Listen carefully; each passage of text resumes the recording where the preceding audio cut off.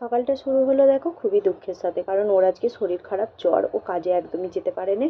তো আজকে সকালে করেছিলাম আদা দিয়ে চা, আর ওই যে ওকে দুটো ডিম সেদ্ধ করে দিয়েছিলাম। আদা চাটা খেয়ে যদি আর একটু ভালো লাগে। আর সকাল জানো তো রান্না করেছিলাম সাদা ভাত মিক্স সবজি, ওটা খাওয়ার পর আবারও আমাকে ভাত চাপাতে হয়েছে। So hello friends, welcome back to my channel. কেমন আছো তোমরা সকলে? আশা করি সবাই খুব ভালো আছো, আমিও ভালো আছি। ভালো থাকার মাঝে একটু মনটাই খারাপ। তো ওকে সকালে ডাক্তারের কাছে পাঠিয়েছিলাম, ও ওষুধপত্র নিয়ে আসছে, আর মেয়ের জন্য কেক এনেছে, ওটা খাচ্ছিল বলে আমি বকাবকি করছিলাম, কারণ বাইরের খাবার ওকে আমি একটা দিই না খুব একটা। আর এদিকে দেখো দ্বিতীয়বার ভাত রান্না করার পর মাছ আলু রান্না করবো বলে তারই প্রিপারেশন নিয়েছিলাম। আর জানো তো আমার আব্বা একটা কথা বলে, দামি কাদায় একবার, কমা কাদায় বারবার।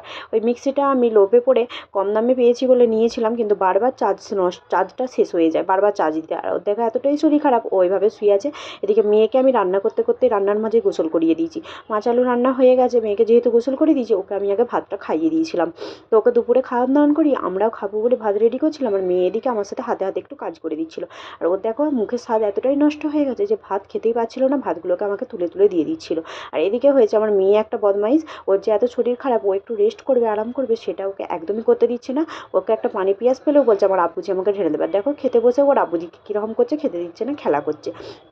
আর ওর আব্বুজি থাকলে ওকে টাইমে আমি ঘুমও দিতে পারি না, আর খাওয়াতেও পারি না। এই যে দুপুরবেলা দেখো কতটা ঘুম দেওয়ার চেষ্টা করছি, কিন্তু একদমই আমার কাছে থাকতে চাইছে না, শুধু ওর আব্বুজির কাছেই চলে যাচ্ছে।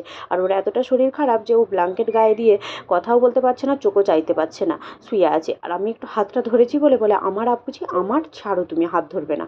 তো ছাড়িয়ে নিয়ে এরকম করে শুধু ওর কাছেই থাকছে, একদমই আসতে চাইছে না। আর ও দুপুরে ওষুধটা খেয়ে শুয়েছিল যে একটু আরাম করবে, সেটা আর হয়ে উঠলো না। তো আর কি করব, বাচ্চা নিয়ে তো এদিকে এইসব চলুন আমাদেরকেই সহ্য করতে হবে। আর বিকেলবেলা জানো তো ও আমার কাছে আবদার করলো যে একটু লুচি খাবে, তো তার জন্য বানিয়েছিলাম সন্ধ্যাবেলা লুচি আর আলুর দম। আর এই লুচি আলুর দম সন্ধ্যাবেলা খাওয়ার পর রাতে আর আমাদেরকে ভাত খেতে হয়নি। আর মেয়েদিকে একটু খাচ্ছে, আর ওকে আমি বললাম বিয়ের পর খাইয়ে দিতে, আর কিন্তু খাইয়ে দাও না। তাই ও আমাকে একটু হেসে খাইয়ে দেওয়ার চেষ্টা করলো।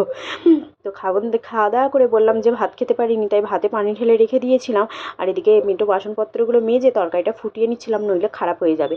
আর মেয়ে হওয়ার পর থেকে নিজেকে একদম সময় দিতে পারি না, তাই একটু দেওয়ার চেষ্টা করছি। আর আজকে এদিকে বৃষ্টি হয়েছে, খুবই ওয়েদারটা ঠান্ডা হয়ে গেছে, তাই ওকে বলেছিলাম যে চলো আজকে রুমের মধ্যে শোবো, তোমারও জ্বর আসছে। তো রুমেতেই শুয়েছিলাম, জানলাটা অল্প একটু খুলে রেখেছিলাম, তাও এত ঠান্ডা হয়ে যাচ্ছে যে কি বলবো। এই মিনি ব্লগে তোমাদের সাথে এতটুকু শেয়ার করতে পারলাম, কেমন লাগলো অবশ্যই কিন্তু জানিও। সবাই ভালো থেকো, আসি তবে টাটা।